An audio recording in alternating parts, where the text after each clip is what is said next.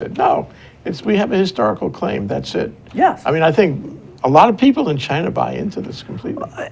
Understandably so. I mean, first of all, because that is what they're taught. I mean, we are looking at this from outside the Chinese frame of reference. And I was in a meeting, I was running a conference in Tokyo about 2 weeks ago, and I had several Chinese, very articulate, very thoughtful. One, in fact, had a PhD from the University of Hawaii.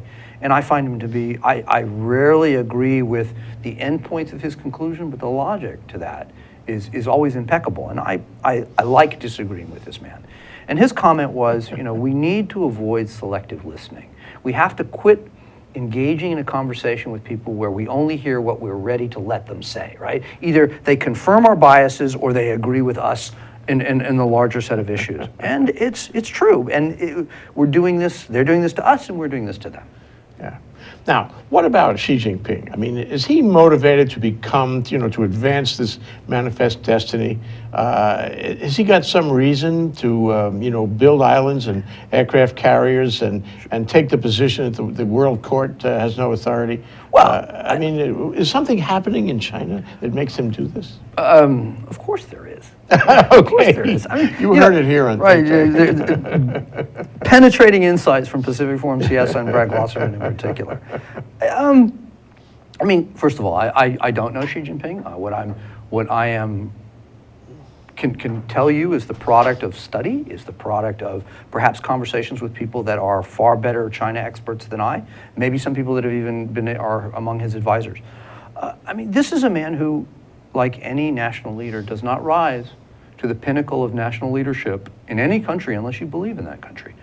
And he believes in all of the enormities of China as a middle kingdom, as a great power, as a country that represents an extraordinarily lengthy history, the embodiment of civilizations, everything, the dreams, aspirations, urges of 1.1 million people, the economic energies of the second largest economy, and all of the resulting attributes of power that flow with that.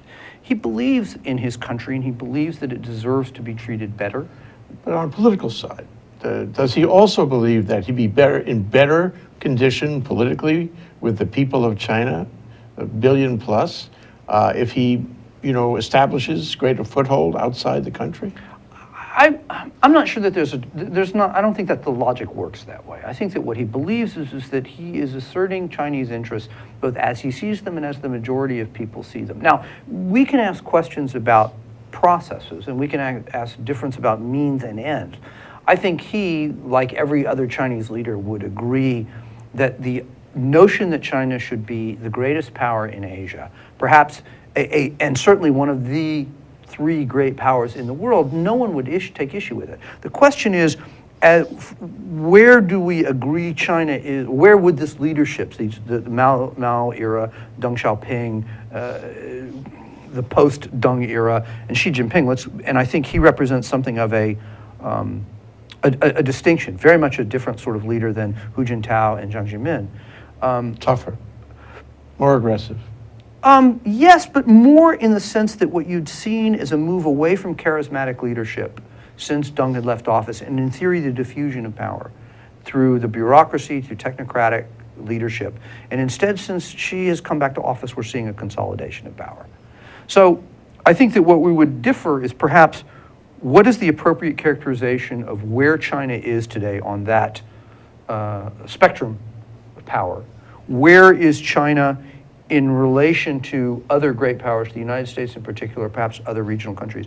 And then truly, given that, what is the appropriate means to further advance and to advance those interests? I think every Chinese leader, Deng Xiaoping had said, we have these disputes with these countries, we do not have the wisdom to settle them now, let us put that off and for another generation that's smarter than us. And I think what Xi Jinping has said, okay, we're smart enough, or we're strong enough. It's time. It's time. It's our time. Yeah. And remember the Titans, if memory serves. It is our time. This is our time. Brad Glosserman, it's our time to take a break. And we're going to be right back after this short break. Aloha, everybody. My name is Mark Shklov. I'd like you to join me for my program, Law Across the Sea, on thinktechhawaii.com. Aloha. Aloha, I'm Chantel Seville, host of the Savvy Chick Show on Think Tech Hawaii. Now, we are on a mission to help young women and girls achieve their dreams and looking forward to sharing with you one episode a month where a young woman or a girl will share her dream or ultimate goal with you and hope that we can all get together behind her to achieve that goal. Look forward to seeing you there. Aloha! My name is Carl Campagna, and I am the host of Think Tech Hawaii's Education Movers, Shakers, and Reformers. I invite you to come watch our show on thinktechhawaii.com. You can also see our shows on YouTube as well, if you can Google search those. I appreciate the time. I hope that you do join us as we learn about education, about the educational system here in Hawaii, what the challenges are, what the benefits are, and how much our kids are learning. So thank you. I hope you join us. Bingo, we're back with Brad. We're back with Brad Brad. Glosserman, Pacific Forum, CSIS, right across the street. And we're talking about China, we're talking about decisions and strategies and common sense, making sense of the South China Sea issue. You know, how important is this? Do people care? Do people in this country care? Do people in Europe care? I think I know the answer. Do people around the world care? That's a really good question. Interestingly, an hour ago, I was being interviewed by the Beijing correspondent of Der Spiegel, which is the German magazine, trying to make exactly the same case. He called me up sort of saying, we have to convince the Europeans why Asia matters and why RIMPAC is of significance. I mean, for Americans, I think it matters, and I think this is probably a point that I've made in previous conversations, if not I should have, and that is that I presume some of your readers or listeners or in the audience has been paying some attention to the Republican convention, and I mean, what are they? I think you're going to assume that. I think you can assume it, and we're seeing a lot of anger, and I think we're seeing a lot of fear, and I believe, that at the root of all of this, so much of the anger and the fear and the uncertainty that is driving decision making, whether it's here, whether it is in Europe, et cetera, is a sense that people, Jay, that look like you and me, white guys with more or less hair than usual, but who are used to deciding the rules of the game are less empowered as in the past. And thus, we are living in a world in which we are no longer assured of our superiority and our place in the hierarchy.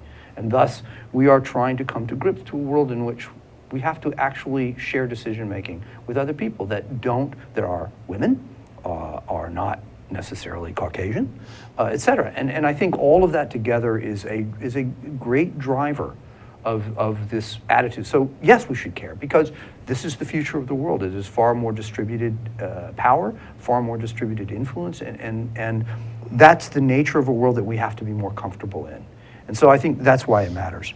Yeah, it's changing. Mm-hmm. And I agree with you. That's what Donald Trump is working off, people being afraid that the U.S. position isn't going to be as good, tomorrow as it was before. Make America great again. I think there's a lot of implications to that, but one of them is making America great in global power. And we seem to be losing power.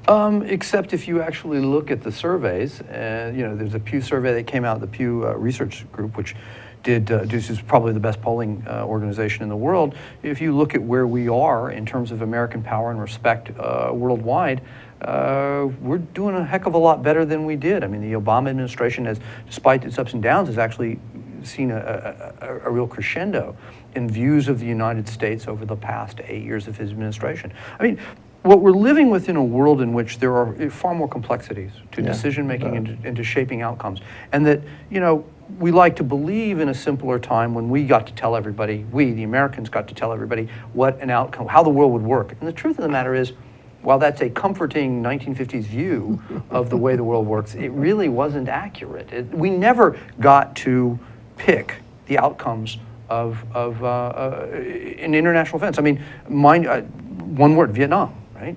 I mean, this little pipsqueak country that managed to defeat us in a war. And there are numerous other events where we were forced to, no matter that we had the largest and most extraordinary military machine in the world, the fact of the matter is that we were unable to dictate outcomes in these events. My belief, as I engage, that the thing that will most consolidate and I think send a message to the world about the ability of the United States to once again lead, and I think our leadership at this point is still very clear. People look to us to get things done in ways that no other country can. And truthfully, saying that makes me a little uncomfortable because I think that puts undue burdens on Americans in terms of expectations, frankly, and what we expect of ourselves as well. But I think the most important thing that we could do to genuinely reshape perceptions of American power and influence in the world would be for us to actually start making agreements in Washington and getting some things done. It is precisely Talking about Congress. pretty much, but Congress and the executive. Okay. Yeah, passing a budget, getting rid of sequester. People look at artificial constraints, they see paralysis, they see a quagmire, they see a political system that by and large is dysfunctional. The world sees that. Yes. It's not just in this country, it's No, everywhere. I'm talking about the world. It is precisely because they see us unable to make decisions and to act on them and to follow through with them that if a president dares to do something, that he will be, or she will be, hemmed in, will be pulled at, will be pulled down, destroyed for peripheral issues or maybe even non-issues, that they see that as a sign of weakness and a sign of continuing irrelevance. We need to demonstrate that we can, in fact, unite for a national purpose other than a horrific attack on the nation's homeland in ways that allows us to move forward and to again exercise influence. That's a great, aspiration, but it's another show about whether that can happen, how that can happen. We got to do this again. Let's turn to Der Spiegel. Let's turn to Europe. We talked to our correspondent in Brussels the other day, make that yesterday, and she said, well, people in Europe are not following this. They don't care. I think that's right. And so that, that means that the stage, this is all on a stage, kind of a world stage. The stage doesn't reach them. And for that matter, it doesn't reach a lot of people in this country either. So we have the diplomats and the State Department guys who are really interested in this. But the world isn't interested. And the world is not going to tolerate the use of force. The world is not going to allow a big argument here, is it?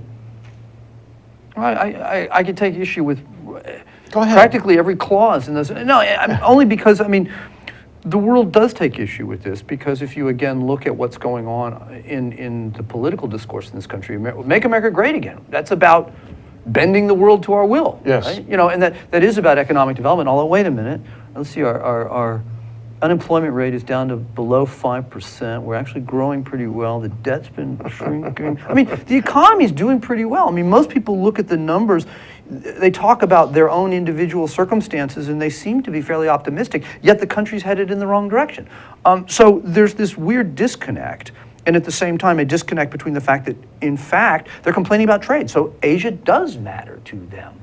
Except then it doesn't. They don't see it. That's right. the problem. And so, and that's among Americans. If we want to talk about Europe, I'm sorry, look, continue your riff on force isn't to be used, except Mr. Putin sent his little green men into Crimea. He sent them into the Ukraine. You've got a fairly forcible, we've suspended the deployment or the withdrawal of forces from Iraq, probably doing the same with Afghanistan. There's still attempts to deploy forces and to use them in ways that would, right now, what is the Trump message? We're not respected, we're not strong enough. It's pounding the table about doing, things that seem to be assertions of national power. Whether they're legal or not, it's another matter. But my point is that people still seem in the abstract to favor that.